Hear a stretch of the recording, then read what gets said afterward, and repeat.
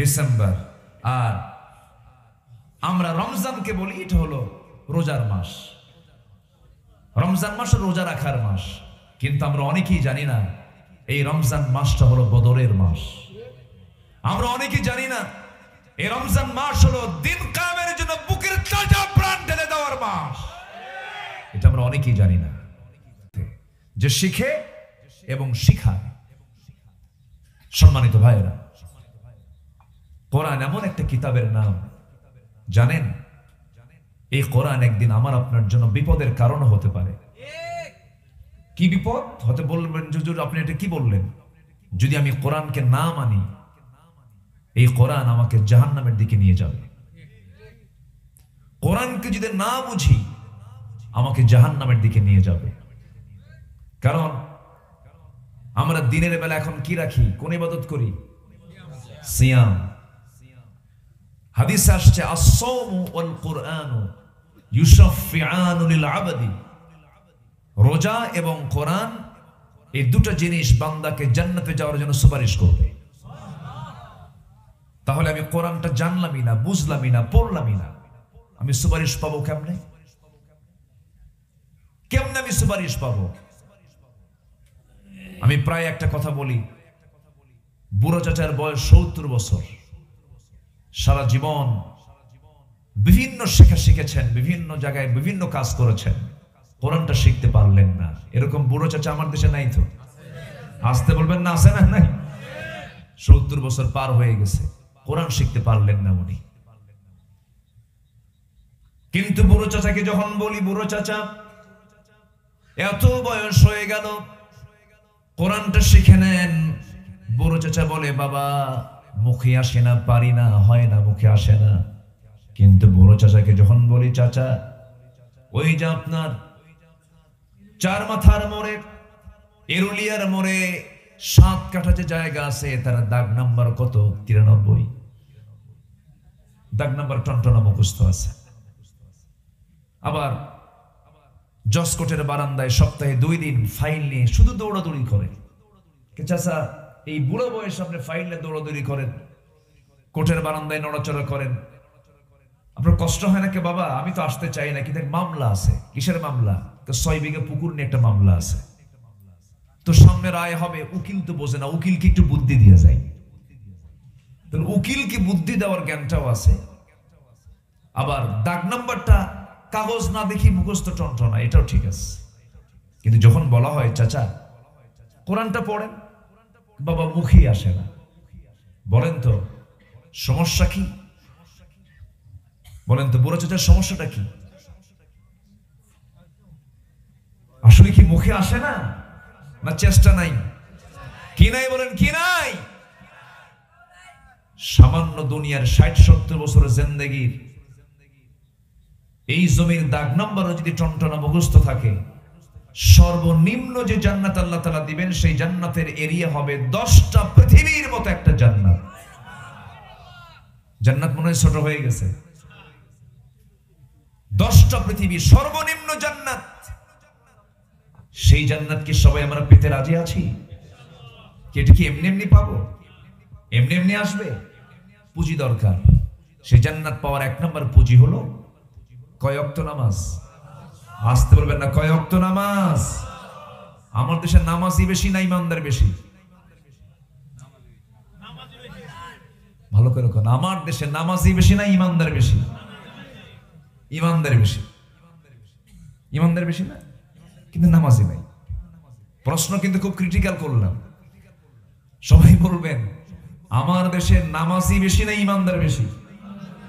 তাহলে বেনামাজি আবার ইমানদার, চিন্তা করে না।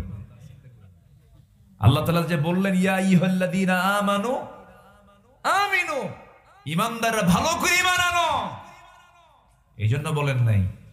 বুকটা ফেটে যায়। 18 কোটি তৌহিদি জনতার এই বাংলাদেশ, যেখানে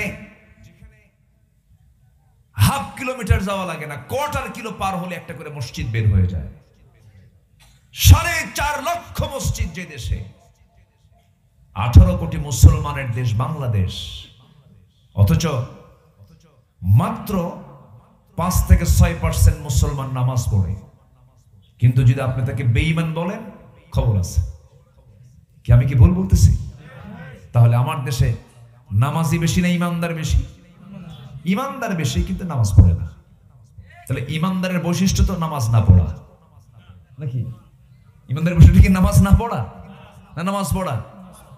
আল ফারকু বাইনাল মুমিন ওয়াল কাফির তারকুস সালাহ। মুমিন এবং কাফেরের মধ্যে পার্থক্য সৃষ্টি করে দেয় হলো নামাজ। মানে বান্দার সে কাফের না ইমানদার এটা চিহ্নিত করবে হলো নামাজ।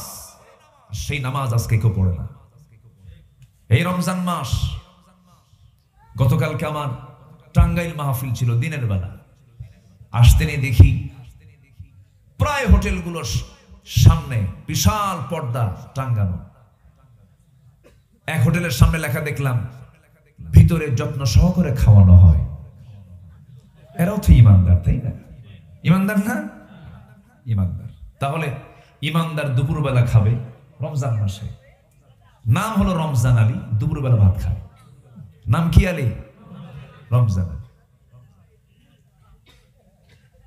নাম দিয়ে তো জান্নাত পাওয়া যাবে না। আল্লাহ তাআলা কাম দেখতে চান। ইমানদার তোমাকে নামাজ পড়তে হবে, নামাজি নেতৃত্ব মানতে হবে, তোমাকে রোজা রাখতে হবে, তোমাকে হারামগুলো ছাড়তে হবে, মিথ্যা কথা তোমাকে ছাড়তে হবে। আমরা অনেকে মনে করি, আবার আজকে আমি বিকালবেলা এক সেলুনে বসেছিলাম, সেলুনে বসে আমি চুল কাটতেছিলাম। সেলুনওয়ালাকে বললাম, ভাই তুমি রোজা আছো নাকি? হুজুর রোজা আছি। নামাজ পড়ছো? হুজুর রোজা রাখি, নামাজ পড়ার টাইম নেই তো। দেখেন, তাহলে রোজাদার রোজা আছে কিন্তু কি পড়ে না? নামাজ পড়ে না। তাহলে কি হলো রোজা? বলেন বলেন বলেন, প্রকৃত রোজাদার কি এমন হতে পারে? যেমন একটা মানুষের মাথাও প্রয়োজন, লাংস প্রয়োজন, কিডনিও প্রয়োজন। কিডনি ছাড়া মানুষ বাঁচে না, লাংস ছাড়া মানুষ বাঁচে না, হার্ট ছাড়া মানুষ তো আরো বাঁচে না। মাথাও লাগবে, কিন্তু কারো যদি হাত কেটে যায় সে বাঁচতে পারে, পা কেটে যায় বাঁচতে পারে, চোখ যদি অন্ধ হয়ে যায় বাঁচতে পারে, কিন্তু লাংস নাই, হার্ট নাই, কিডনি নাই, ব্রেন নাই, সে বাঁচবে না, সে দুনিয়া থেকে বিদায় হয়ে যাবে। তেমনি ইমানদারের জীবনের সবচেয়ে বড় পুঁজি হলো ফরজিয়াতকে ধরে রাখা। ফরজকে লঙ্ঘন করা যাবে না। কোনো ফরজ বাদ দিলে তার মধ্যে আর ঈমান থাকে না, ঠিক কি না?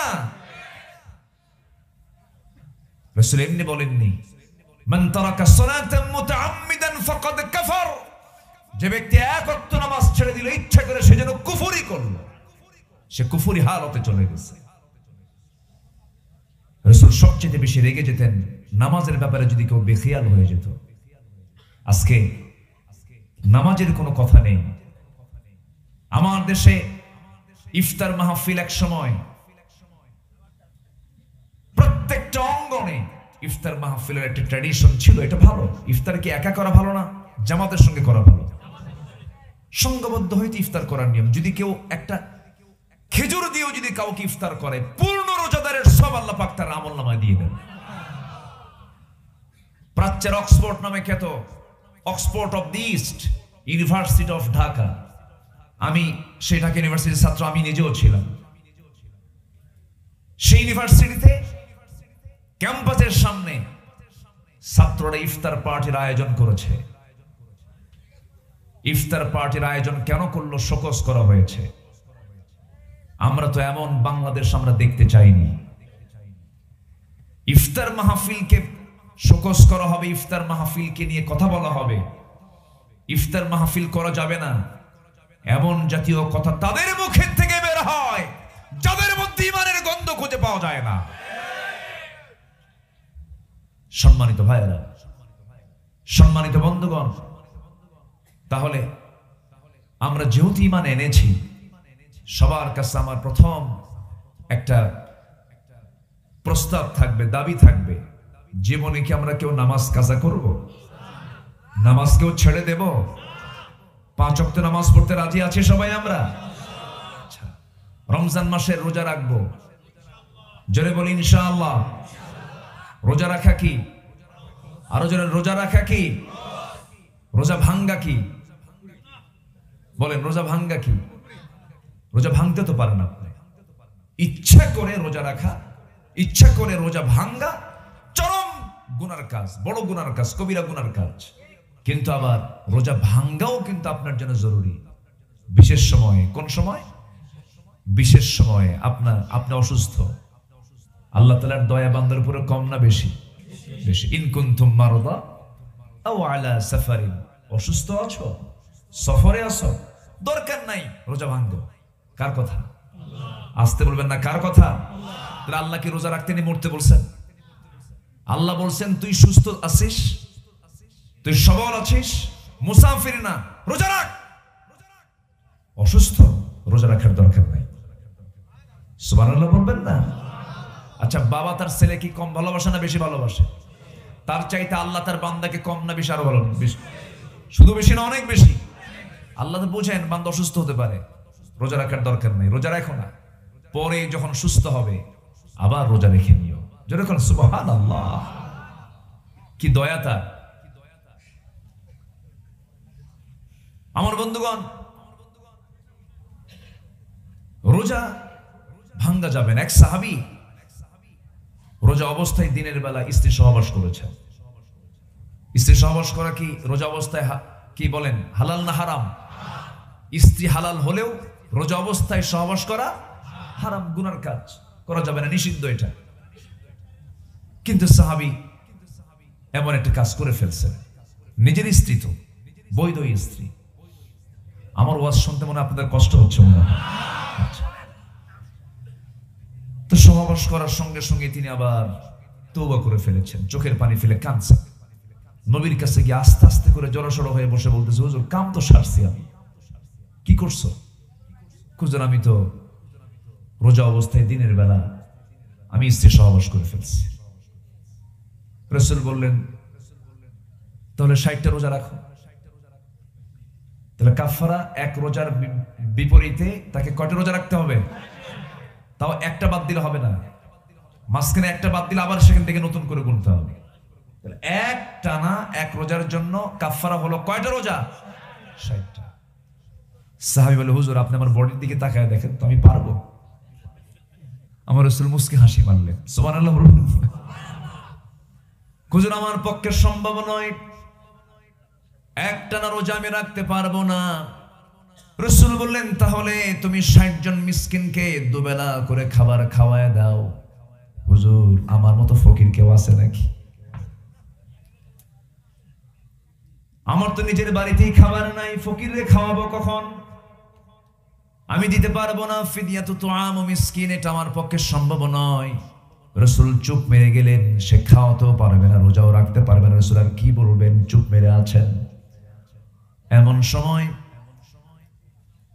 একজন সাহাবী এক কার্টুন ভর্তি খেজুর নিয়ে এসে নবীর সামনে দিয়ে বলছেন, হুজুর হাদিয়া স্বরূপ দিয়ে গেলাম। এক কার্টুন খেজুর। রাসূল নিয়ে বলেন, ও সাহাবী, যেহেতু তোমার কোনো সমর্থ নাই, তুমি যেহেতু একটা রোজা নষ্ট করে ফেলেছ, এই যে এতগুলো খেজুর আমাকে দিয়ে গেল, এই খেজুর তোমাকে দিলাম, তুমি দুস্থ অনাথ যে সমস্ত গরিব মানুষগুলো আছে তাদেরকে তুমি এটা দান করে দাও, এটা তাদের মাঝে বন্টন করে দাও। হুজুর আমার জানা মতো আমার চাইতে বড় ফকির এই এলাকায় আর কেউ নাই, আমার বাচ্চাগুলো না খাওয়া আমি কারে দেব? রাসূল এক পর্যায়ে বলেই ফেলেন, যা তুই নিয়ে যা, তুই খা, তোর পরিবারকে খাওয়া, যা। সুবহানাল্লাহ। কষ্ট হচ্ছে আপনাদের? আমার ভাইয়েরা, ইচ্ছা করে রোজা ভাঙ্গা যাবে না। আরেকটা হাদিসের কথা আমার মনে হয়ে গেল, আপনি যে রোজা ভাঙবেন 1000 বার আপনাকে এই হাদিসের কথা মনে করা উচিত। একজন সাহাবী আমার নবীর সামনে বসে আছেন, রাসূল হাদিসটা বর্ণনা করছেন। আমার নবীজি বলেন, রাতের বেলা আমি ঘুমিয়ে পড়লাম, স্বপ্নের মধ্যে দেখি দুজন ফেরেশতা আমাকে এসে ধরলেন, স্বপ্নের মধ্যে আমাকে নিয়ে গেলেন। নবীদের স্বপ্ন মিথ্যা না সত্য? মিথ্যা না সত্য? আর আমার আপনার স্বপ্ন সত্য হতে পারে, মিথ্যাও হতে পারে। ইন্নী আরা ফিল মানামি আন্নী আযবাহুক ইন্নী রাআইতু 11 কাওকাবা ওয়াশ-শামস ওয়াল কমার রাআইতুহুম লি সাজিদিন। নবীরা যে স্বপ্নই দেখেছেন সেটাই হলো সত্য স্বপ্ন। রাসূল বলছেন স্বপ্নের মধ্যে আমাকে দুজন ফেরেশতা নিয়ে চলে গেল, একটা পাহাড়িয়া উঁচু পাহাড়ের উপরে আমাকে উঠানো হলো। আমি দেখতে পেলাম স্বপ্নের ভিতরে কোন এক আল্লাহর বান্দাকে উপর করে উল্টা করে দুই পা বেঁধে উপরে তাকে বেঁধে রেখেছে, মাথাটা নিচের দিকে পাট উপরের দিকে, ধারালো এক অস্ত্র নিয়া তার মুখের মধ্যে ধারালো অস্ত্র চাকুটা ঢুকায়া দিয়া বারবার মুখটা কাটতেছে, রক্তগুলো গড়ে গড়ে পড়তেছে, আবার ঠিক হয়ে যায়, আবার তার মুখটা কেটে ফেলে, রক্তে সয়লাভ হয়ে যাচ্ছি। এমন লোমহর্ষক শাস্তি দেখে আমি দুজন ফেরেশতাকে জিজ্ঞাসা করলাম, এই বান্দাটার এমন শাস্তি হওয়ার মূল কারণটা কি বলো তো আমাকে। সেই সময় বলা হলো, এই বান্দা জাগতিক জীবনে ইচ্ছা করে রোজা নষ্ট করত, রোজাকে ভেঙে ফেলে দিত, এই জন্য তার এই শাস্তি। আমার বন্ধুগণ, আল্লাহ রাব্বুল আলামিন এই রোজার ব্যাপারে খুব কমন আয়াত, সহজ আয়াত, যারা আমার সঙ্গে পারেন ঠোঁট মিলিয়ে বলেন, কুতিবা আলাইকুমুস সিয়ামু কামা কুতিবা আলাল্লাযীনা মিন ক্বাবলিকুম লাআল্লাকুম তাত্তাকুন। কুতিবা আই ফরিদা, আমি আল্লাহ রাব্বুল আলামিন তোমাদের জন্য ফরজ করেছি, শুধু নয় কুতিবা লিখিত আকারে পাশ করেছি। যে আইনটা লিখিত হয় আর যে আইনটা মৌখিক হয়, কোন আইনটা মজবুত বলেন, মৌখিক না লিখিত? লিখিত। দলিলটা কোনটা মজবুত, মুখে মুখে না লিখে লিখে? লেখাটা বেশি মজবুত হয়ে যায়। আল্লাহ রাব্বুল আলামিন এখানে ফরিদা শব্দ বলতে পারতেন, কিন্তু কুতিবা কেন বললেন? গুরুত্ব বুঝিয়ে দিচ্ছেন, ও বান্দা আমি তোর জন্য এমন একটা সিয়াম, এমন একটা ইবাদত তোর জন্য আমি ফরজ করেছি, লিখিত আকারে পাশ করেছি, যেটা তুই যদি ভালো করে আদায় করতে পারিস ও বান্দা, এই সিয়াম তোকে জান্নাতের দরজায় পৌঁছায়া দেবে। ফলাফল হবে হলো লাআল্লাকুম তাত্তাকুন, মুত্তাকি হতে পারবে, আল্লাহওয়ালা হতে পারবে। রোজা রাখার উপকারিতা কি দেখেন? কোন বান্দা যদি নেশাখোর হয়, রমজান মাস একটানা যদি সিয়াম পালন করে, সে যদি নেশা থেকে বাঁচতে চায়, এই রোজায় তাকে নেশা থেকে বাঁচাতে পারে। কিন্তু কিছু কিছু রোজাদার আছে, সকাল থেকে সন্ধ্যা পর্যন্ত সাহরি খাইছে, ইফতার করছে, কোনো সমস্যা নাই। ইফতার করার মাত্রই সে দোকানদারের সামনে গিয়ে বলে, ভাই মাথা ঠিক নাই, তাড়াতাড়ি বিড়িটা দাও। আছে না নাই বলেন তো? কিন্তু আপনি পারবেন এই রমজানের মধ্য দিয়ে সকল বদ নেশা দূর করতে। আপনি পারবেন মিথ্যা কথা ছেড়ে দিতে। রোজা অবস্থায় মিথ্যা কথা বললে পরে রোজা কবুল হবে না, সবাই আমরা জানি এটা। হয়তো আমরা অনেকে মনে করি আবার এরকম, খাবো না, স্ত্রীর সামনেও যাব না, স্ত্রীর সহবাস করবো না, এটাই তো আমার রোজা। ভুল কথা। শুধু না খেয়ে থাকার নাম রোজা নয়, স্ত্রীর সম্পর্ক না করার নাম রোজা নয়। রাসূল বলেছেন, মান লাম ইয়াদা কাওলা যুর ওয়াল আমালা বিহি ফালাইসা লিল্লাহি হাজাতুন ফি আন ইয়াদা তুআমাহু ওয়া শারাবাহু। সে লোকের রোজা রাখার কোনো প্রয়োজন নাই যে বান্দা রোজা রেখে মিথ্যা কথা ছাড়তে পারলো না, বাজে কাজ ছাড়তে পারলো না, শুধু না খেয়ে থাকলো, তার পুরস্কার আল্লাহর দরবারে কিছু নাই। নাউযুবিল্লাহ। আসেন দোয়া করে দিই নাকি? রাগ করতেছেন নাকি আপনারা? একটু বসেন, একটু বসেন। আমরা একসঙ্গে আজকে এখানে শেষ দোয়ায় শামিল হব। জোরে বলি ইনশাআল্লাহ। আমি জানি সবকিছু থেকে সময় লাগে, সময় থাকে, এটা শেষ সময় তো, শেষ ক্লাস একটু কঠিন। আপনার কষ্ট হচ্ছে না তো? থাকেন একটু। আমার সময়টা যে ব্যয় করছি কোরআনের জন্য, এই কোরআন একদিন আমার আপনার জন্য সুপারিশ করবে। আল্লাহু আকবার বলেন। তাহলে রোজা রাখা শুধু না খেয়ে থাকার নাম নয়, কথা না বলাও রোজা। কথা না বলাও রোজা। কোন কথা বলেন? কি কথা বলেন? মিথ্যা কথা, ফাহেসা কথা, বাজে কথা। একজন মহিলা যার কোনো স্বামী ছিল না, কিন্তু আল্লাহ তাআলা তার গর্ভে একটা সন্তান দিয়েছিলেন। সেই সন্তান আল্লাহর নবী ছিলেন। তিনি এখনো মারা যাননি, তিনি আসমানে আছেন, আবার আসবেন। সেই নবীর নাম কি? আর তার মার নাম কি? মারিয়াম। তিনিও রোজা রেখেছেন। অর্থাৎ তাহলে বোঝা গেল রোজা শুধু এখনকার না আগেকার? দাউদ আলাইহিস সালাতু ওয়াস সালাম কার বাপ? বলেন, কোন নবীর বাপ? বলেন বলেন। এগুলো মুখস্থ রাখা উচিত প্রত্যেকটা মুসলমানের।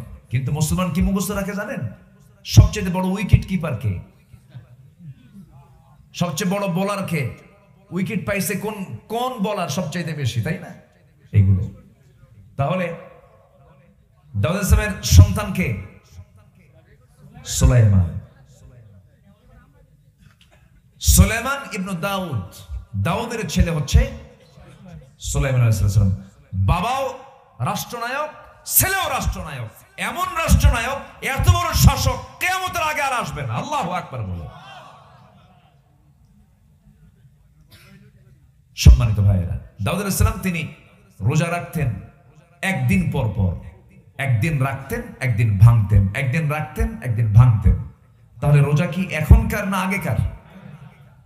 মিন ক্বাবলিকুম লাআল্লাকুম তাত্তাকুন। আগেও রোজা ছিল, এখনো রোজা আছে। সম্মানিত ভাইয়েরা, এই মারিয়াম আলাইহিস সালাতু ওয়াস সালাম তিনি একজন নবীর মা। আল্লাহ তাআলা এই নারীকে অনেক সম্মান দিয়েছেন। মায়েরা আসছে কি? মাহফিল আছে?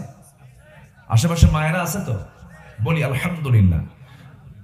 এই মহিলা মারিয়াম আলাইহিস সালাতু ওয়াস সালামকে আল্লাহ তাআলা এত সম্মান দিয়েছেন যে আল্লাহ তাআলা তার নামে একটা সূরা নাযিল করেছেন। জোরে বলি সুবহানাল্লাহ। গোটা কোরআন খুঁজে খুঁজে মারিয়াম ছাড়া একটা নারীর নাম খুঁজে পাবেন না। গোটা কোরআনে একাধিক পুরুষের নাম আছে। ইব্রাহিম পাবেন, আল্লাহর পয়গম্বর। নূহ পাবেন, ইসমাইল পাবেন, ইসহাক পাবেন, ইয়াকুব পাবেন, তারপরে মূসা পাবেন, ঈসা পাবেন, মুহাম্মদ সাল্লাল্লাহু আলাইহি ওয়াসাল্লাম পাবেন, লোকমান পাবেন, আলে ইমরান পাবেন। কিন্তু মারিয়াম ছাড়া, এই একটা নারীর নাম ছাড়া কোরআনে আর কোন নারীর নাম আল্লাহ তাআলা কোরআনে উল্লেখ করেন নাই। আল্লাহু আকবার বলেন। তাহলে অবশ্যই এই নারীর একটা বিশেষ, অবশ্যই বিশেষ গুণ আছে না নাই? বিশেষ কিছু গুণাবলী আছে না নাই? এর মধ্যে একটা হলো কি জানেন গুণাবলী? উনি রোজা রেখেছেন। তার রোজা ছিল কি জানেন? না খেয়ে থাকা নয়, তার রোজা ছিল হলো না কথা বলা। কি? কথা না বলা। কথা না বলা, এটা একটা রোজা। আমাদের দেশে অধিকাংশ রোজাদার রোজা রেখে বাজে কথা বলে না। বলেন, বাজে কথা বলে না? অফিসে আসছে, সিগনেচার ফাইল হচ্ছে না, ফাইলের সিগনেচার হচ্ছে না, ঘুষের টাকা নিয়ে আসছে। রোজাদার অফিসার বলতেছে, ভাই আমি তো রোজা আছি, তো টাকা তো আনছেন, এখন তো টাকাটা আমি হাতে নেব না, আমি চোখ বন্ধ করলাম, পকেটে ঢুকায় দেন, ইফতার করে দেখে নেব, ইফতার করে দেখে নেব। এটা কি রোজা? আসতে বলবেন, এটা কি রোজা? একটু কান লাগান, সবাই একটু মনোযোগ দিয়ে কতগুলো শোনার চেষ্টা করুন। আল্লাহ তাআলা মারিয়ামকে এত সম্মান কেন দিলেন? এবং আল্লাহ তাআলা মারিয়ামকে এত সম্মান দিয়েছেন, সাথে তার বাবার সম্মানও কিন্তু কম নয়। বাবার নামে একটা সূরা আছে আলে ইমরান, মেয়ের নামটাও আছে, বাবার নামটাও আছে। এই মারিয়াম আলাইহিস সালাতু ওয়াস সালাম তিনি কথা না বলা রোজা তিনি রেখেছেন। এই মারিয়ামের জীবনে আল্লাহ রাব্বুল আলামিন বিশাল বড় একটা পরীক্ষা দিয়েছেন। সেই পরীক্ষাটা হলো স্বামী ছাড়া সন্তান তার গর্ভে দেওয়া হয়েছিল। এখন বলুন, আজকের সমাজে কোনো নারীর পেটে যদি স্বামী ছাড়া কোনো সন্তান পেটে আসে, বলেন ওর কি অবস্থা হতে পারে? গোটা সমাজে সকেজ হয়ে যাবে, সমাজ তাকে মেনে নেবে না, নানা রকম অভিযোগ আপত্তি তার বিরুদ্ধে তুলবে। ঠিক তেমনি মারিয়াম আলাইহিস সালাতু ওয়াস সালাম যখন আল্লাহর পক্ষ থেকে চূড়ান্ত সিদ্ধান্ত হয়ে গেছে, ইন্নাল্লাহ আস্তাফাকি ওয়া তাহহারাকি, হে মারিয়াম আমি তোমাকে নির্বাচিত করেছি, আমি তোমাকে সন্তানের মা বানাবো। আল্লাহু আকবার বলে। লাম ইয়ামসাসনি বাশার, কোন পুরুষ আমাকে স্পর্শ করে নাই, কেমন করে হবে? কিন্তু আল্লাহ তাআলা বলছেন ইন্না মাসালা ঈসা কামাসালি আদম, ঈসার দৃষ্টান্ত আদমের মতো। আদমের যেমন বাপ নাই, আদমের যেমন মা নাই, কিন্তু আল্লাহ তাআলা আদমকে বানিয়েছেন বাপ মা ছাড়া। সে আল্লাহ কি পারেন না বাপ ছাড়া সন্তান? পারেন না, পারেন না, পারেন না। আল্লাহ তাআলা সন্তান তার গর্ভে দিয়ে দিলেন। অনেক লম্বা কথা ছিল, শর্ট করে আনতেছি। সন্তান তার পেটে চলে এলো। সন্তান যখন পেটে চলে আসছে, এই সম্ভ্রান্ত পরিবারের কন্যা আল ইমরান, ইমরান কন্যা মারিয়াম আলাইহিস সালামকে আল্লাহ তাআলা অনেক মর্যাদা দিয়েছিলেন। এই যে বর্তমান যে বাইতুল আকসা, যে বাইতুল আকসার নামটা আল্লাহ নিজে দিয়েছেন। আমার আপনার মসজিদ, এই যে গ্রামের মসজিদের নামটা আমরা দিয়েছি এরুলিয়া জামে মসজিদ, বগুড়ার বাইতুর রহমান সেন্ট্রাল জামে মসজিদ। কিন্তু এই পৃথিবীতে একটা মসজিদের নাম আল্লাহ নিজে দিয়েছেন, বাইতুল আকসা। আল্লাহু আকবার বলেন, ইলাল মসজিদিল আকসা। এই মসজিদ আকসার পাশেই ওয়াকাফলাহা যাকারিয়া, যাকারিয়া আলাইহিস সালাম তার তত্ত্বাবধানে মারিয়ামকে রেখেছিলেন। কিন্তু মারিয়ামের পেটে যখন সন্তান চলে এলো, আল্লাহ তাআলা তাকে যখন সন্তানের মা হিসেবে তাকে নির্বাচিত করলেন, স্বামী ছাড়া সন্তান, এমন সিদ্ধান্ত যখন চূড়ান্ত হয়ে গেছে, সন্তান যখন গর্ভে চলে আসছে, সবাই তাকে বৃষ্টির মতো প্রশ্ন শুরু করে দিয়েছে। ও মারিয়াম, তোমার সন্তান পেটে আসলো, তোমার স্বামীর পরিচয়টা কি? তিনি বারবার বোঝাচ্ছেন না, আমার কোনো স্বামীর পরিচয় নাই, কোন পুরুষ আমাকে স্পর্শ করে নাই। কেউ বিশ্বাস করলো না। শেষ পর্যন্ত তাকে ঘাড় ধাক্কা দিয়া রক্তাক্ত করে তাকে সেখান থেকে বের করে দেওয়া হলো। সতীত্বের ব্যাপারে প্রশ্ন তোলা হলো।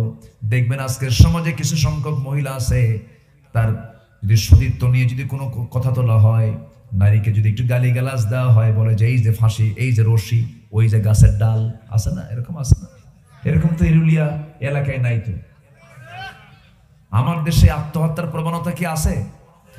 এই তো গত কয়েকদিন আগে কোন একটা জায়গায় মাহফিল করলাম, এক এসপি মহোদয় মঞ্চে বসা। এসপি মহোদয় বলেন, হুজুর একটু মেহেরবানি করে, আমরা তো প্রশাসন চালাই, তো আত্মহত্যার প্রবণতা খুব বেড়েছে, একটু মেহেরবানি করে এই বিষয়ে কিছু কথা বলবেন। আজকের এই মিডিয়ার কল্যাণে আমি এই সাবজেক্টটা আমি একটু নিয়ে আসতেছি। আত্মহত্যা, পৃথিবীর এমন কিছু কিছু দেশ আছে যে দেশে আত্মহত্যা আইনগতভাবে বৈধ। মানে আমি মরে যাব, বাঁচবো না, প্রশাসনকে জানাচ্ছে আমি অমুক দিন সুইসাইড করব, আমি মরে যাব। কিন্তু ইসলাম কি এটা বৈধ করেছে? বলেন, বৈধ করেছে? বৈধ তো করে নাই, বরঞ্চ যদি কেউ আত্মহত্যার পথ বেছে নেয়, যদি কেউ আত্মহত্যা করে, সুইসাইড করে, যা দিয়ে সে আত্মহত্যা করেছে সেই জাতীয় অস্ত্র দিয়ে আল্লাহ তাআলা তাকে কিয়ামতের দিন এরকম শাস্তি দিবেন। উযযিবা বিহি, যা দিয়ে সে মারা গেছে দুনিয়াতে, আত্মহত্যা করেছে, ওই জিনিস দিয়ে আল্লাহ তাআলা তাকে শাস্তি দিবেন। নাউযুবিল্লাহ বলেন। তাহলে আত্মহত্যাকারী জান্নাতি না জাহান্নামী? জান্নাতি না জাহান্নামী? এক সাহাবী নবীর সাথে যুদ্ধ করতে গেছে, যুদ্ধ করে আসছে, রক্তাক্ত অবস্থা। আমার রাসূল বলেন, তোমরা কি জানো এই লোকটা জাহান্নামী? রাসূল সাহাবায়ে কেরাম, হুজুর আপনি কি বলেন? এই লোকটা আমাদের সঙ্গে যুদ্ধ করতে গেল, জিহাদ করলো, রক্তাক্ত হলো, এই লোকটা জাহান্নামী হবে কেমনে? আমি কিছুক্ষণ পরে বলবো। সে রক্তাক্ত সেই লোকটা চলে গেছে বাড়িতে, সহ্য করতে না পেরে যন্ত্রণা, এক পর্যায়ে ছুরি দিয়ে গলায় ঘুতা মেরে আত্মহত্যা করে দুনিয়া থেকে বিদায় হয়ে গেছে। রাসূল বলেন, দেখো তো ও কি বেঁচে আছে কিনা, বেঁচে নাই, কি হয়েছে? আত্মহত্যা করে দুনিয়া থেকে বিদায় হয়েছে। আমি বলছি না তোমাদের যে লোকটা জাহান্নামী? তাহলে সে আত্মহত্যা যদি কেউ পথ বেছে নেয়, সে কি জান্নাতি না জাহান্নামী? জাহান্নামী। দেখবেন ওই শয়তান ওয়াসওয়াসা দেওয়ার জন্য, মানে আত্মহত্যা করতে হবে, শয়তান তো একটা তালে থাকে যে এই কখন একটা নিরিবিলি পায়, নিরিবিলি একটা ঘর যদি পায়, নিরিবিলি ঘর পাইছে, দরজা খান পাইছে, দরজা লাগায় দিয়ে এই যে ফ্যান আর এই যে দড়ি, তোর এই মুহূর্তে চান্স মরার। কথা বোঝেন ভাই? সামনে গাছের ডাল একটা আছে, কেউ নাই আশেপাশে, কে দড়িটা নিয়ে আয়, এখানে মর, তোর এখানে মরার চান্স, এখানে না মরলে তুই মরতে পারবি না। এই ওয়াসওয়াসা দিচ্ছে কে? আরো জোরে কোন, এই ওয়াসওয়াসা কে দেয়? শয়তান দেয়। যে মৃত্যুর জন্য নিজেকে প্রস্তুত করে আমি মরে যাব, সে জাহান্নামী, সে জাহান্নামী। ওয়ালা তুলকু বিআইদিকুম ইলা তাহলুকা, নিজকে তুমি ধ্বংসের দিকে ঠেলে দিও না। কার কথা? আল্লাহর কথা। আপনি নিজেকে আপনি জুলুমের দিকে নিতে পারবেন না, নিজের শরীরকে আপনি কষ্ট দিতে পারবেন না।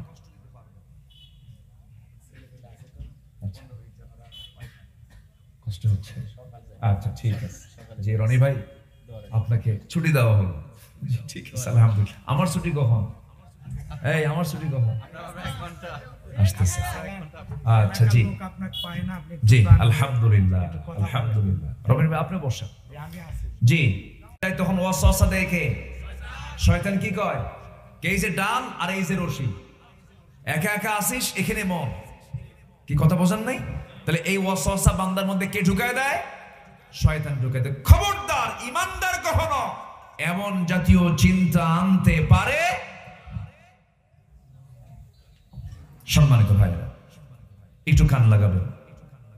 মারিয়াম আলাইহিস সালামকে যখন এই অভিযুক্ত করা হলো, বলা হলো মারিয়াম তুমি অসতী হয়ে গেছো, তিনি কি হতাশ হয়েছেন? তিনি কি বলেছেন আমার এই জীবন আমি আর রাখবো না, আমি মরে যাব, আত্মহত্যা করব? বরঞ্চ তা না বলে ধৈর্যের পিরামিড হয়ে বলে ফেলেন, আল্লাহ তোমার প্রতি আমি পূর্ণ আস্থা আনলাম, তুমি আমার জন্য যথেষ্ট, তুমি আমার জন্য শ্রেষ্ঠ উকিল, আমি তোমার উপরে পূর্ণ আস্থা রাখলাম, তুমি আল্লাহ আমাকে সাহায্য করো। ওয়াল্লাযীনা জাহাদু ফীনা লানাহদিয়ান্নাহুম সুবুলানা, যে আমার পথে আসার জন্য চেষ্টা করে আমি তার জন্য একটা পথ নয়, সাবিলের বহুবচন হলো সুবুল, অসংখ্য পথ আমি তার জন্য খুলে দিই। মারিয়াম আলাইহিস সালাতু ওয়াস সালাম শেষ পর্যন্ত রক্তাক্ত অবস্থায় তাকে ঘাড় ধাক্কা দিয়ে বাইতুল আকসা থেকে বের করে দেওয়া হলো। তিনি বিতাড়িত হলেন, সমাজচ্যুত হয়ে গেলেন, যেদিক চোখ যায় সেদিকেই চলে গেলেন, বায়েলহাম উপত্যকার দিকে চলে গেলেন। প্রচন্ড ক্ষুধা, 10 মাস পূর্ণ হলো, সন্তান ভরা পেট, যে কোনো মুহূর্তেই ডেলিভারি হয়ে যাবে, কেউ তার পাশে নাই, কিন্তু পাশে আছেন তিনি কে? আসতে বলবেন না, তিনি কে? গোটা দুনিয়া আমার সাথে, কিন্তু আল্লাহ আমার সাথে নাই। কেউ আছে আমার সাথে? না। আর গোটা দুনিয়া আমার সাথে নাই, আল্লাহ আমার সাথে আছেন, এটাই মেজরিটি, এটাই মেজরিটি, এটাই মেজরিটি। ঠিক কিনা? আমি কার সাথে থাকতে চাই? বলেন আমি কাকে নিতে চাই? আল্লাহকে। এই আল্লাহকে কাছে পাওয়ার জন্য আল্লাহ বলছেন, বান্দা আমি খাই না, তুইও খাবি না রমজান মাসে, আমি ঘুমাই না, তুই রমজান মাসে ঘুমাবি না, কিয়ামুল লাইল করবি, রাত দিনের বেলা রোজা রাখবি, আমার গুণ অর্জন করবি, সিবাগাত আল্লাহ, ওমান আহসানু মিনাল্লাহি সিবাগা, আমি তোকে আমার নিজ হাতে জান্নাত দিয়ে দেব। সব ইবাদতের সওয়াবগুলো ফেরেশতারা লেখে। আল্লাহ বলেন, ফেরেশতা তোরা আমার রোজাদারদের, আমার রোজাদার বান্দার কোন সওয়াব তোরা লিখবি না, আজজি বিহি আই উজজা বিহি, আমি নিজে বান্দার পুরস্কার নিজের হাতে তুলে দেব। জোরে বলি সুবহানাল্লাহ। সম্মানিত ভাইরা, সেই মহিমান্বিত, তাৎপর্যমণ্ডিত, গুরুত্বপূর্ণ একটা মাস আমরা মাহে রমজানকে পেয়েছি। মাহে রমজানকে আমরা কাজে লাগাবো, প্ল্যান করব, এই রমজান হতে পারে আমার জীবনের শেষ রমজান। আল্লাহ আমাকে দিয়েছেন এই মাস আমার জীবন থেকে সমস্ত গুনাহকে ধুয়ে মুছে সাফ করার জন্য। আমার জীবনে কোনো গুনাহ আমার আমলনামায় রাখা যাবে না। এই রমজানের মধ্য দিয়ে মাফ চেয়ে নেব কার কাছে? আসতে বলবেন না, কার কাছে?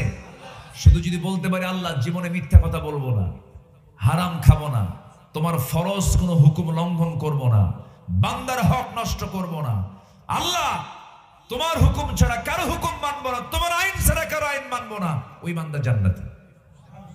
জোরে বলি সুবহানাল্লাহ। আমার কথা কি কষ্ট হচ্ছে আপনাদের?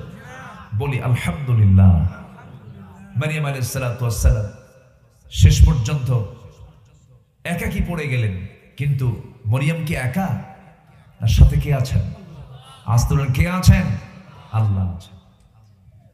এই মারিয়াম আলাইহিস সালাতু ওয়াস সালাম ওই ক্রাইসিস পিরিয়ডে আল্লাহর প্রতি পূর্ণ আস্থা আনলেন।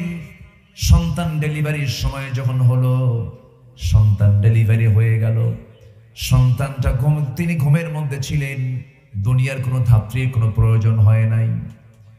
আল্লাহ রাব্বুল আলামিন স্পেশাল ফেরেশতা পাঠায় দিলেন, সন্তান ডেলিভারি হয়ে গেছে, ঘুমন্ত অবস্থায় ঘুম থেকে জাগা পেয়ে দেখেন সন্তান ঈসা হাত পা নড়াচড়া করেন।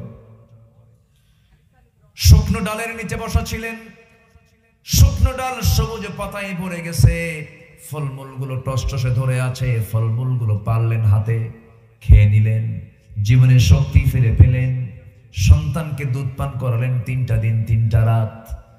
সঙ্গে সঙ্গে তাকে জানিয়ে দেওয়া হলো, হে মারিয়াম, এখন তোমার আর এই অবস্থায় এই জায়গায় থাকা যাবে না, তুমি লোকালিটির মধ্যে চলে যাও, বাইতুল মুকাদ্দাসের এরিয়াতে তুমি চলে যাও, মানুষের মাঝে চলে যাও। তিনি বললেন, আমি কেমন করে যাব, কেমন করে জবাবগুলো আমি দেব? এই সন্তান নিয়ে তারা প্রশ্ন শুরু করে দেবে, বারবার আমাকে জানতে চাবে সন্তানের পিতার পরিচয় কি, বাবার পরিচয় কি। আল্লাহ, আমি কেমন করে জবাবটা দেব? আল্লাহ সুন্দর করে তাকে শিখিয়ে দিচ্ছেন, তুমি সেই সময়ে তাদেরকে সোজা একটা কথা বলে দেবে, সেটা হলো ক্বালাত ইন্নী নাযারতু লিররহমানি সাওমা। আমি রোজা আছি। আমি কি আছি? রোজা। দেখেন রোজাটা কত আগে, ইন্নী নাযারতু লিররহমানি সাওমা, আমি রোজা আছি। আমি কোনো কথা বলবো না। তাহলে তার রোজা ছিল খাওয়ার না কথা? বলেন কিসের কিসের? কথা। আমি কোনো কথা বলবো না, চুপ। উনি চুপ থেকে বললেন, আমি কোনো কথা বলবো, ইন্নী নাযারতু লিররহমানি সাওমা। যত কথা তোমরা শুনতে চাও, যত প্রশ্ন তোমরা করতে চাও, ওই যে দোলনায় শুয়ে আছে আমার নবজাতক সন্তান, ওই সন্তানকে তোমরা প্রশ্ন করো, ওর নাম সহ সব পরিচয় দিয়ে দেবে। জোরে বলি সুবহানাল্লাহ। সত্য প্রকাশ করে দেন কে? আস্তে বলে সত্য প্রকাশ করে দেন কে? কোনটা স্বাভাবিক মৃত্যু আর কোনটা বিষ প্রয়োগের মৃত্যু? সম্মানিত ভাইয়েরা, কাকে কেমন করে হত্যা করা হয়েছে, অন্যায় করে জুলুম করে কাকে দুনিয়া থেকে বিদায় করা হয়েছে, সব সত্য একদিন প্রকাশ পাবে ইনশাআল্লাহ। প্রকাশ করবেন কে? প্রকাশ করবেন কে? সম্মানিত ভাইয়েরা, তবে হ্যাঁ, এটাও সত্য কথা, ঈমানের পথে যদি আমি অবিচল থাকতে চাই, টিকে থাকতে চাই, তাদের মতোই হবে যেমনটি হয়েছিল ইমামে আযম আবু হানিফা রাহমাতুল্লাহ আলাইহি। জেলখানায় রেখে তাকে বিষ প্রয়োগ করে দুনিয়া থেকে বিদায় করে দেওয়া হয়েছে। এমন চিত্র আজও দুনিয়াতে আছে না নাই? আসতে বলবেন না, আছে না নাই? আকলমন্দ ইশারা বা আরশাদ, সচেতন ব্যক্তির জন্য ইঙ্গিতটাই যথেষ্ট। তবে শহীদের রক্ত, ইমানদারের রক্ত, আলেমদের রক্ত কখনো বৃথা যেতে পারে না। সেই রক্ত বরং চারু উর্বর হয়ে তড়িৎ গতিতে সেই জমিনে দিন কায়েমের পরিবেশ সৃষ্টি করে দেয়। সম্মানিত ভাইয়েরা, সেই ইমানের বলে বলিয়ান হয়ে আল্লাহর জমিন, আল্লাহর দিন কায়েমের জন্য যদি আমাকে আপনাকেও প্রয়োজনে বুকের তাজা প্রাণ ঢেলে দিতে হয়, সবাইকে রাজি আছেন? সবাইকে রাজি আছেন? জীবন দেব না, জান্নাত পাবো না, জীবন দেওয়ার নিয়ত থাকবে না, জান্নাত পাওয়া যাবে না, জীবন জান মাল ইসলামের পথে কোরবান দিতে প্রস্তুত, এমন সিদ্ধান্ত নিতে রাজি আছেন কারা কারা? একটা হাত তুলে দেখেন তো দেখি।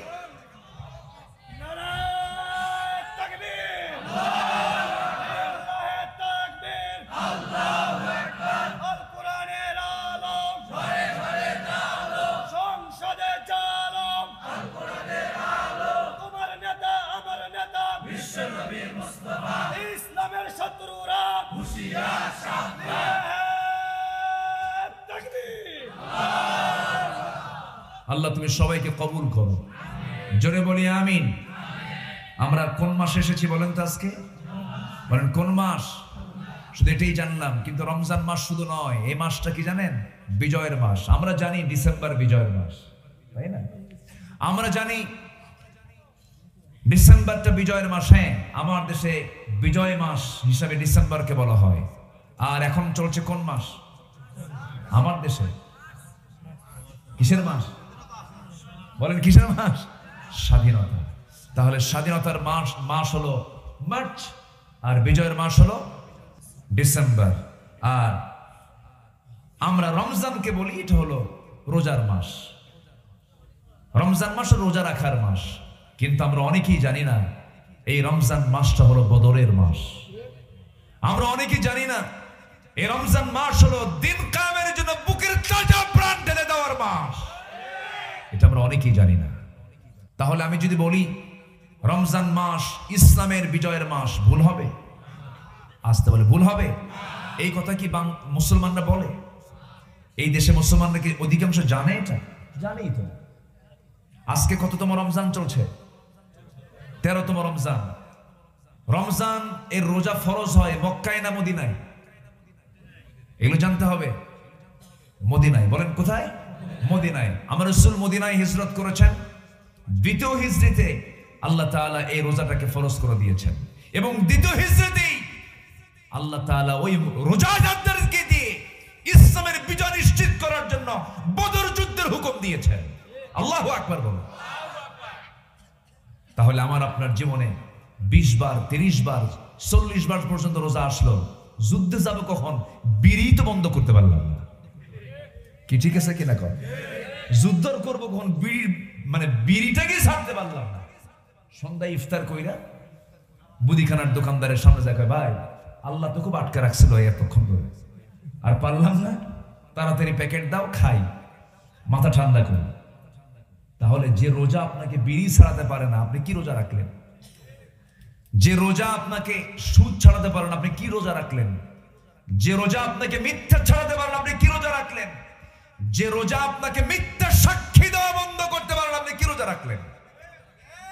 এই জন্য রোজার সাথে সকল কিছুর সম্পর্ক আছে না নাই? আছে। রোজা মানে শুধু না খেয়ে থাকা নয়, রোজা মানে শুধুমাত্র উপোস থাকা নয়, রোজা মানে হলো সকল প্রকার হারাম থেকে নিজেকে বাঁচিয়ে রাখা, এটাও রোজা। সকল হারাম থেকে কি নিজেকে বাঁচিয়ে রাখা। সম্মানিত ভাইয়েরা, শুধু আমি আপনাকে লক্ষ্য করে যে কথা বলছি তা কিন্তু নয়।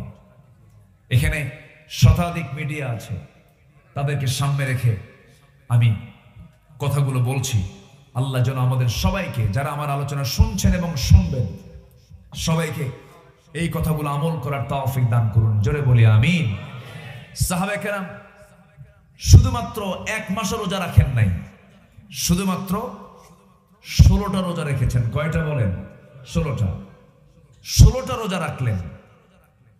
আমার নবীর কাছে রিপোর্ট চলে এলো, ইয়া রাসূলুল্লাহ সাল্লাল্লাহু আলাইহি ওয়াসাল্লাম, বদর যুদ্ধে, বদর প্রান্তরে, বদর কূপের কাছে কুরাইশ বাহিনী আবু জেহেলের নেতৃত্বে লোহিত সাগরের পাশ দিয়ে ঘেঁষে ঘেঁষে ওরা চলে এসেছে ইসলামকে নিভিয়ে দেবার জন্য, দিনকে, দিনের বাতিকে তারা নিভিয়ে দেবার জন্য তারা অলরেডি বদর প্রান্তরে হাজির হয়েছে।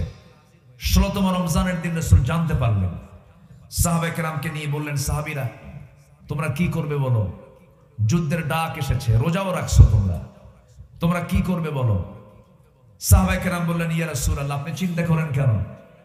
আমরা রোজাও রাখতে পারবো, জিহাদে অংশগ্রহণ করতে পারবো। রাসূল বললেন, না, জিহাদের ময়দানে অংশগ্রহণ করার জন্য শক্তির প্রয়োজন, দৈহিক শক্তির প্রয়োজন। রোজা রাখলে তোমার ইমানের শক্তি বাড়তেছে, এটা ঠিক আছে, কিন্তু জিহাদের ময়দানে দৈহিক শক্তির দরকারও আছে না নাই? আছে। আমার রাসূল বললেন, তোমরা 17তম রমজানের রোজা তোমরা ভেঙে ফেলে দাও। তাহলে রমজান মাস রোজা রাখারও মাস, রমজান মাস আবার রোজা ভাঙ্গারও মাস। রোজা রাখতেও বলেছেন, রোজা ভাঙতেও বলেছেন। রাসূল বললেন রোজা ভেঙে ফেলো। কিছু সাহাবী আছে অতি উৎসাহী থাকে না, কিছু সাহাবায়ে কেরাম, কিছু সাহাবী হুজুর আমরা দুটাই রাখবো, রোজাও রাখবো, জিহাদও করব। আমার রাসূল বললেন না, রোজা ভাঙতে হবে। আমার রাসূল নিজে আগে রোজা ভাঙলেন। আল্লাহু আকবার বলেন। রোজা ভেঙে ফেললেন। রোজা ভেঙে ফেলে বদর নামক প্রান্তরের দিকে রওনা দিবেন। অস্ত্র নাই, সংখ্যা নাই, বুড়া মানুষ, বুড়া সাহাবী, এরকম সীমিত সংখ্যক কিছু সাহাবীকে নিয়ে রাসূল বললেন, সাহাবীরা সংখ্যা তো খুব কম হলো, চলো আমরা রওনা দেই। ঘোড়াও নাই, অস্ত্র নাই, অশ্ব নাই, নিরস্ত্র বলা চলে। আমার নবীজি কিছু কিছু সাহাবীর হাতে খেজুর গাছের ডাল কেটে শুধু ডাল হাতে তুলে দিয়েছেন, কোন মাসে বলেন, কোন মাসে? রমজানের এই মাসের এই চেতনায়, এই রমজানের এই মাসে বদরের চেতনাও আমাদের দিলের মধ্যে আনার দরকার আছে না নাই? আচ্ছা, মাত্র 16টা রোজার ট্রেনিং নিয়ে তারা বদরের দিকে রওনা হলেন। 313 জন সাহাবী, একটি অসম যুদ্ধ বলবো আমি, অসম, অর্থাৎ তারা হলো 1000 আর আমার নবী হচ্ছেন মাত্র 313 জন। ওরা হচ্ছে সব অশ্বরোহী, অস্ত্রে শস্ত্রে সজ্জিত, আর আমার নবীজি হলেন নিরস্ত্র এবং ঘোড়া নাই, সংখ্যাও কম। এরপরও আমার রাসূল বললেন না, আমাদের সবচেয়ে বড় আশ্রয়স্থল, ভরসার স্থল তিনি কে? আসতে বলবেন না, তিনি কে? আল্লাহ তাআলা। সবেমাত্র 2 বছর হয়নি, দ্বিতীয় হিজরিতে মাত্র 16টা রোজা সাহাবে কেরাম রেখেছেন, বাড়িঘর ছাড়ছেন, হিজরত করে আসছেন। 2 বছরে যেতে না যেতেই বদর যুদ্ধের ডাকও চলে আসছে। আমার নবীজি যখন বলেন সাহাবীরা কে কে আসো আমার সঙ্গে যাবে, সাহাবে কেরাম প্রস্তুতি নিয়ে নিলেন। কোন মাসে বলেন তো? রমজান মাসে। আমার নবীজি সাহাবে কেরামকে নিয়ে রওনা করলেন, বদরে গিয়ে পৌঁছলেন। পৌঁছার সঙ্গে সঙ্গে বদরে, গোলাম ভাই আপনি গেছেন কিনা জানি না, আমি বদর প্রান্তর, আমি ওইদিকে গেলে চলে যাই, ইয়াম্বু যাই, ঘুরে টুরে আসি।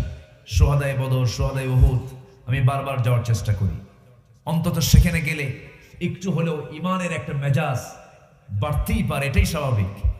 তো 13 জন সাহাবীর কবরটা বদর প্রান্তরে সেখানে আছে, আর একজন সাহাবীর কবর একটু দূরে, একজন সাহাবীর কবর সেখানে দেওয়া হয়েছে। তো সোহাদায়ে বদরের ওই প্রান্তে যখন সাহাবে কেরাম পৌঁছলেন যখন, সেই সময় সাহাবে কেরাম যেখান দিয়ে হাঁটতেছিলেন সেই জায়গাটা ছিল বালুর জায়গা, বালুর পাহাড়, পা শুধু বারবার ডেবে যায়। সাহাবে কেরাম বলেন, ইয়া রাসূলুল্লাহ, হেঁটে হেঁটে আসলাম, সংখ্যাও কম, দুর্বল হয়ে গেছে, রোজা রাখছি, 16টা রোজা রাখছি, এদিকে হাঁটতেছি, বালুর ভিতরে পা ডেবে যাচ্ছে, হুজুর আপনি একটু দোয়া করেন। আমার নবীজি আসমানের দিকে তাকায়া আল্লাহর দরবারে চোখের পানি ফেলে ফেলে কাঁদলেন, দোয়া করলেন। সঙ্গে সঙ্গে ঘন মেঘ জমা হলো, বৃষ্টি নাজিল শুরু হয়ে গেল। ওয়ালাকাদ নাসারাকুমুল্লাহু বিবাদরিন ওয়া আনতুম আযিল্লা, তোমরা অসহায় ছিলে, সংখ্যাও কম, অস্ত্র নাই, কিন্তু আমি আল্লাহ তাআলা বদর প্রান্তরে হাজার হাজার ফেরেশতা পাঠায় দিয়ে আমি তোমাদেরকে সাহায্য করেছি। ফেরেশতা পাঠানোর মাস কোন মাস বলেন? রমজান মাস। দিন কায়েমের সংগ্রামে তুমি যদি একনিষ্ঠ হতে পারো, আল্লাহ তোমার জন্য এখনো হাজার হাজার ফেরেশতা পাঠায় দিবেন। আমার বন্ধুগণ, নবীজি রওনা দিলেন, বদর প্রান্তরে পৌঁছে গেলেন, বৃষ্টি নাজিল হলো। বালুর জায়গায় বৃষ্টি পড়লে পরে বালুটা শক্ত হয়ে যায়। ওইদিকে কাফেররা যে জায়গায় দাঁড়িয়েছিল সেদিকে ছিল আঠাল মাটির জায়গা। বৃষ্টি যখন পড়লো সঙ্গে সঙ্গে পিছলা শুরু হয়ে গেল, তারা বিব্রত অবস্থায় পড়ে গেল। যুদ্ধের ডাক শুরু হয়ে গেছে। সেই যুদ্ধের ময়দানে আমার নবীজি উপস্থিত, নিজে স্বয়ং রাসূল নিজে উপস্থিত হয়েছেন। যুদ্ধ শুরু হয়ে গেছে, রাসূল যুদ্ধ পরিচালনা করছেন। যুদ্ধ যখন শুরু হবে, রাসূল বলেন, সাহাবীরা এমন যুদ্ধে তোমরা আজকে অংশগ্রহণ করছো, কেউ কারো ভাইকে দেখবে, কেউ কারো নিজের ছেলেকে দেখবে, কেউ কারো শ্বশুরকে দেখবে, বাপকে দেখবে, ভাইকে দেখবে, একই গোষ্ঠীর মানুষকে দেখবে। সংগ্রাম করতে পারবে নাকি? সাহাবায়ে কেরাম বলছেন, ইয়া রাসূলুল্লাহ, আপনি এই ব্যাপারে কোনো চিন্তা করবেন না, আপনার মহব্বতে, দিনের মহব্বতে, আল্লাহর মহব্বতে হিজরত করে এসেছি মদিনায়, যুদ্ধের ময়দানে অংশগ্রহণ করেছি আল্লাহর জন্য, আমরা আল্লাহর পথে যুদ্ধ করব। সামনে কে পড়লো বুঝবো না, শুধু বুঝবো এরা হচ্ছে আল্লাহর দুশমন। আল্লাহু আকবার বলে। আমার ভাইয়েরা, কি চেতনা লালন করেছেন সাহাবায়ে কেরাম। কুল ইন কানা আবাউকুম ওয়া আবনাউকুম ওয়া ইখওয়ানুকুম ওয়া আজওয়াজুকুম, 8 শ্রেণীর চাইতে তারা আল্লাহ রাসূলকে এবং জিহাদকে বেশি পছন্দ করেছেন। সেই যুদ্ধের প্রান্তরে দেখা গেল সাইয়েদনা আবু বকর সিদ্দিক রাদিয়াল্লাহু আনহুর ছেলে তার বিরুদ্ধে যুদ্ধ করতে আসছে। উবাই ইবনুল জাররাহ, একজন সাহাবী, তার বাপ তার বিরুদ্ধে যুদ্ধ করতে আসছে। আবুল আস, আমার নবীর জামাই, বড় মেয়ের জামাই, নবীর বিরুদ্ধে যুদ্ধ করতে আসছে। আমার নবীর আপন চাচা আব্বাস রাদিয়াল্লাহু আনহু নবীর বিরুদ্ধে যুদ্ধ করতে আসছে। কিন্তু কোন সাহাবী তারা বাপকে বাপ মনে করেন নাই, কোন চাচাকে চাচা মনে করেন নাই, যুদ্ধের ময়দানে শত্রু মনে করে যুদ্ধ চালালেন। ৭০ জন কাফের দুনিয়া থেকে বিদায় নিল, ৭০ জন যুদ্ধবন্দী হয়ে গেল। সেই যুদ্ধবন্দির ভিতরে আমার নবীর দুজন আপন জন আব্বাস এবং নবীর চাচা আব্বাস রাদিয়াল্লাহু আনহু এবং নবীর জামাই আবুল আস দুজনে যুদ্ধবন্দী হয়ে গেছে। ৭০ জনকে পিঠ মোড়াতে বেঁধে ফেলা হয়েছে, নবীর সামনে হাজির করানো হলো। রাসূল বললেন, শোনো, সবার জন্য মুক্তিপণ দাবি করো তোমরা, মুক্তিপণ দেবে তারা, মুক্তি নিয়ে মক্কার দিকে ফিরবে। সঙ্গে সঙ্গে নবীর আপন চাচা আব্বাস রাদিয়াল্লাহু আনহু বলছেন, ভাতিজা মুহাম্মদ, আমার থেকে তুমি মুক্তিপণ নিবা নাকি? রাসূল বলছেন, চাচা আপনারটা আগে নেব, কারণ আপনি আমার চাচা হয়ে আপনি আমার বিরুদ্ধে যুদ্ধ করতে আসছেন কেন? আপনারটাও বাদ দেব না আমি। গো ভাতিজা, তোমার চাচির কাছে তেমন কিছু রেখে আসি নাই, কোনো সম্পদ আমার নাই। রাসূল মুস্কা হাসি মেরে বললেন, চাচা মিথ্যা কথা বলেন কেন? আমি তো যতটুকু জানতে পেরেছি আপনি চাচি আম্মার কাছে কয়টা স্বর্ণের বার রেখে এসেছেন। সঙ্গে সঙ্গে আব্বাস রাদিয়াল্লাহু আনহু বলতেছেন, ও মুহাম্মদ, তোমাকে এই সংবাদটা কে জানায় দিল?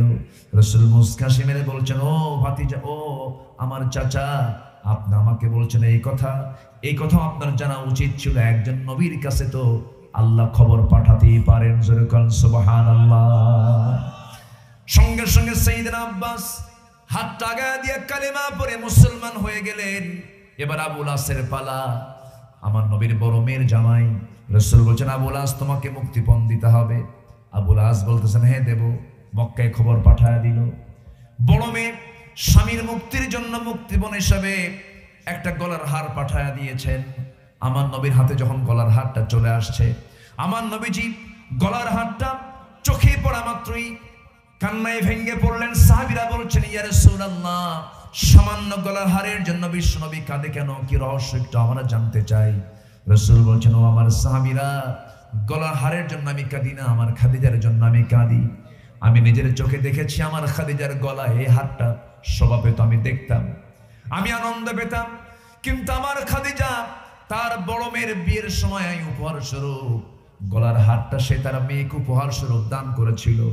আজকে সেই গলার হারটা যখন চোখের সামনে পড়েছে, আমার খাদিজার সেই কথাগুলো আমার মনে পড়ে গেছে। আল্লাহ যেন খাদিজাকে জান্নাত দিয়ে দেয়। সাহাবায়ে কেরামও কান্দে, আমার নবীও কান্দেন। শেষ পর্যন্ত সাহাবায়ে কেরাম বললেন, ইয়া রাসূলুল্লাহ, যে গলার হারের সঙ্গে আপনার জীবনে এত বড় স্মৃতি জড়িত আছে, এটা আমরা মুক্তিপণ হিসেবে নেব না, ব্যাগ দিয়ে দেন। রাসূল বলেন, তাহলে কি করতে হবে? সাহাবায়ে কেরাম বললেন, ইয়া রাসূলুল্লাহ, আপনি যা বলবেন তাই হয়ে যাবে। এবার রাসূল বললেন, শোনো আবুল আস, তুমি একজন মুশরিক, আমার মেয়ে একজন মুমিনা, ইমানদার নারী। মুশরিকের ঘরে ইমানদার নারী থাকতে পারে না। ওয়ালা তুনকিহুল মুশরিকাত হাত্তা ইউমিননা, কোনো কথা বলা যাবে না। আমি তোমাকে মুক্তি দিয়ে দিচ্ছি, মুক্তিপণের হচ্ছে তুমি মক্কায় যাবে। মক্কায় যাওয়ার সঙ্গে সঙ্গে আমার মেয়েকে তালাক দিয়ে আমার মেয়েকে আমার ঘরে পাঠায় দিবা। ঈমান তেমন একটা বিষয়ের নাম, ঈমান আছে সম্পর্ক আছে, ঈমান নাই সম্পর্ক নাই, ঠিক কি না? ঈমান আছে সম্পর্ক আছে, ঈমান নাই সম্পর্ক নাই। রাসূল বললেন, আমার মেয়েকে তালাক দিয়ে পাঠায় দাও, তালাক দিয়ে পাঠায় দাও। আল্লাহ বলছেন, আমার থেকে সার্টিফিকেট নিতে চাও? তাহলে কি করো? 3টা কাজ করে আসো। ঈমানটা ভালো করে আনো। নাম্বার 2 হলো ঈমান আনতে সন্দেহ করো না। সুম্মা লাম ইয়ারতাবু, কোরআনটাকে বুঝো, দিনটাকে বুঝো, সন্দেহ মুক্ত ঈমান আনো। ওয়াজাহাদু বিআমওয়ালিহিম ওয়া আনফুসিহিম ফি সাবিলিল্লাহ, এবং জান এবং মাল দিয়ে জিহাদ করো। কার পথে? আল্লাহর পথে। আল্লাহ বলছেন, তাহলে উলাইকা হুমুস সাদিকুন, এরাই হলো প্রকৃত সত্যবাদী। আমি তাকে নিজে সত্যবাদীর সার্টিফিকেট তার হাতে তুলে দেব। যেরকম সুবহানাল্লাহ। আল্লাহ তুমি এই আয়াতের আলোকে আমাদের জীবন গড়ার তৌফিক দিয়ে দাও। আমি এরুলিয়ার এই মাদ্রাসার ময়দান থেকে বিশেষ করে এরুলিয়াবাসীকে এই দায়িত্ব দিয়ে যেতে চাই। এই মাদ্রাসা আপনার হাতে তুলে যাচ্ছে। আপনারা কি বহন করতে পারবেন না ইনশাআল্লাহ? সবাইকে বহন করতে পারবেন না ইনশাআল্লাহ? আল্লাহ তুমি আমার প্রিয় ভাই গোলাম রব্বানী ভাইয়ের এই মাদ্রাসাকে এই অঞ্চলের শ্রেষ্ঠ মাদ্রাসা, শ্রেষ্ঠ বিদ্যাপীঠ হিসেবে তুমি আল্লাহ কবুল করো। তার যে মেহনত, তার যে পরিশ্রম, এর মাঝে তিনি যে এই মাদ্রাসা পরিচালনা করছেন, আল্লাহ তুমি এর জন্য উত্তম জাযায়ে খায়র তুমি আল্লাহ দিয়ে দাও। এই উদাত্ত আহ্বান কামনা করছি, উদাত্ত আহ্বান জানিয়ে আমার কথা অনেক আগে শেষ হওয়ার কথা ছিল, কিন্তু মানে অপরিপূর্ণ থাকার কারণে আমি কথাটার ফিনিশিং না দিয়ে শেষ করি কেমনে, এই জন্য সময় একটু বেশি নিয়ে ফেললাম। যতটুকু হয়েছে আমরা বলে ফেলি আলহামদুলিল্লাহ, জোরে বলি আলহামদুলিল্লাহ। আমরা ছোট্ট একটা দোয়ার মধ্য দিয়ে মাহফিলের ইতি টানবো। তার আগ দিয়ে আমার প্রিয় ভাইজান তার কিছু কথা আপনারা শুনবেন, এরপর আমরা দোয়ার দিকে চলে যাব ইনশাআল্লাহ। জি, কি গজল শুনবে একটা? না থাক, এখন আর সময় নেই। হ্যাঁ শুনবেন? আমাকে যখন কেউ প্রশ্ন করে কেন বেছে নিলে এই পথ, কেন ডেকে নিলে বিপদ, জবাবে তখন বলি মৃদু হেসে যায় চলি, বুকে মোর আছে হিম্মত, বুকে মোর আছে হিম্মত। আমাকে যখন কেউ প্রশ্ন করে কেন বেছে নিলে এই পথ, কেন ডেকে নিলে বিপদ, জবাবে তখন বলি মৃদু হেসে যাই চলি, বুকে মোর আছে হিম্মত,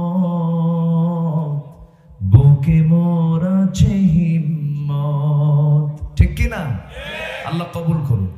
জি শেষ।